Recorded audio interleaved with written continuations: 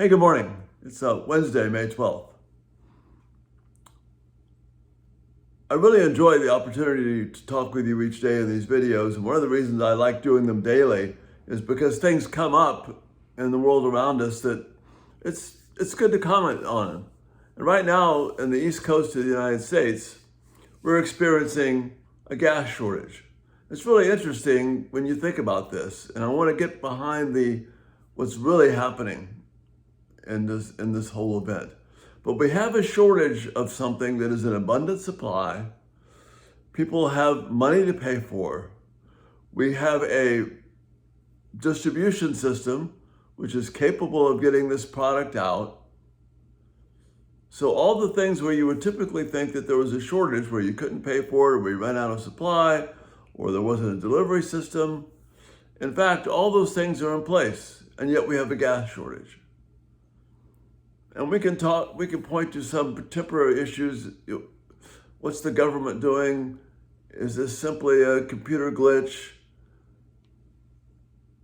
There's something more important than that, because this shortage is impacting millions and millions of people, and potentially more than that if it's not resolved quickly. But what's the message behind this? Is this just another random act, another fact of life that life is messed up? The government doesn't know what it's doing. The oil companies are out to get us. It's just life. Life stinks. I think all those things miss the point. Nebuchadnezzar tells us that God is able to humble anyone that he wishes, and that God is in control of all things. The prophet Isaiah reminds us of this.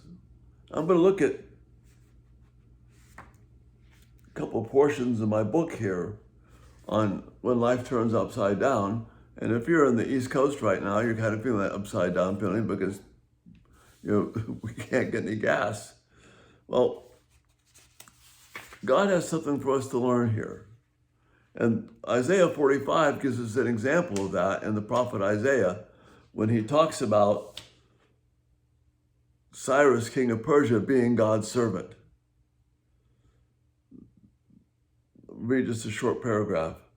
Through the prophet Isaiah, God pulls back the curtain and allows us to get a behind-the-scenes view of God putting his purpose and plans into action. In Isaiah 45, 1-7, God describes how he's using Cyrus, king of Persia, to bring about his plan. Chapter starts off with saying, "The Lord says this to Cyrus, his anointed, whose right hand I have grasped, to subdue the nations before him and disarm kings." Cyrus is no friend of God. He's the enemy of God. He's antithetical to everything God's about, but God is using him to bring about his purposes. God anoints and controls and brings about whatever he wants with whomever he wants.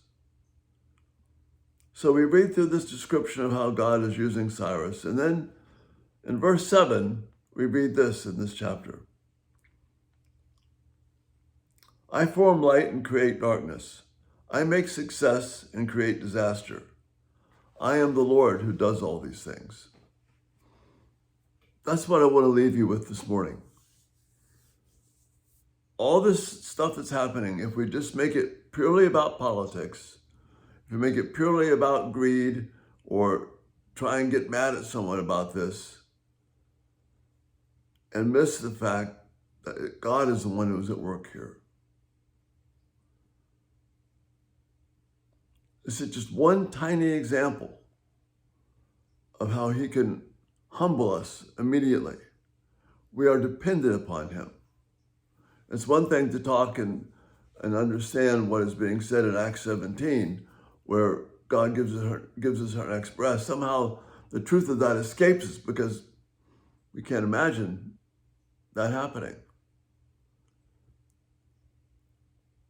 But if God controls our next breath, he also controls the next drop of gas that we get.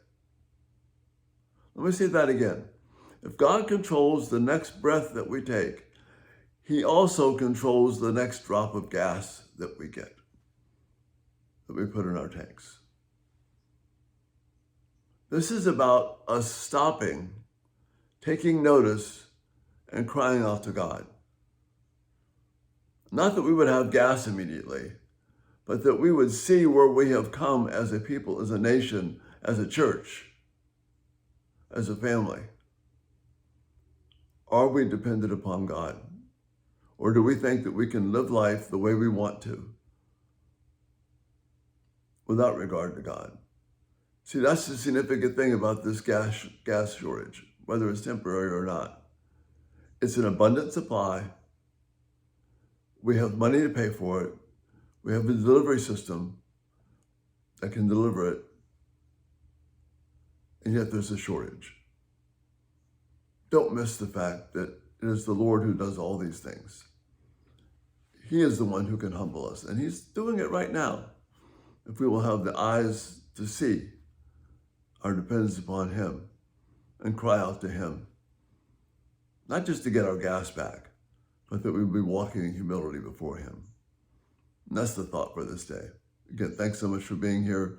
I hit the post notifications on the subscribe section, and the videos will come to you automatically. Again, the Lord bless you. Have a great day. I pray that you will be able to get gas if you need it, but more importantly, let's acknowledge the one who's really in control, the Lord who does all these things. You have a great day. Bye-bye.